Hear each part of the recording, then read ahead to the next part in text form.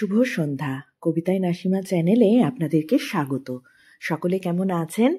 আজকে শোনাবো আমার লেখা একটি কবিতা। কবিতাটির নাম গরুর আত্মকথা।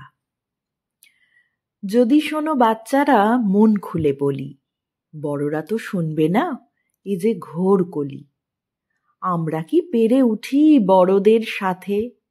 লাঠি থাকে সর্বদা বড়দের হাতে। আমরা তো গোবেচারা, গরু তাই নাম, আমাদের ইচ্ছের নেই কোনো দাম। তোমরা কি ভাবো দুধ দিই ভালোবেসে? যে দুধ তোমরা খাও কেঁদে বা হেসে? বেঁধে রাখে জোর করে মোটা দড়ি দিয়ে, ঘাস খেতে ছেড়ে দেয় দুধ দুয়ে নিয়ে। বাছুরটা কেঁদে মরে চিৎকার করে, তাকেও তফাতে রাখে জোর করে ধরে। হতে পারি মা, তবু আমি অসহায়, আমার তো নখে দাঁতে বিষ টিস নাই।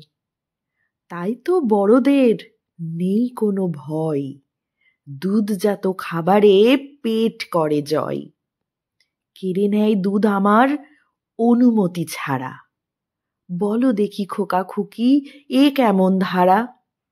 কার দুধ কে খায়, এ কি অনাচার?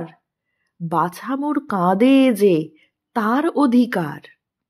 যখন ক্ষমতাশালী জোর করে কাড়ে, দুর্বল তার সাথে দ্বন্দ্বে কি পারে? পারে না বলেই বাছা ফেল ফেলে চোখে তাকায় আমার দিকে নিদারুণ শোকে। গরু উপকারী প্রাণী শেখানো যে হয়, খোকাখুকি শোনো ইহা সত্য যে নয়। অন্যের অধিকার সবলে যে কাড়ে, গাল ভরা নাম দিতে সহজে সে পারে।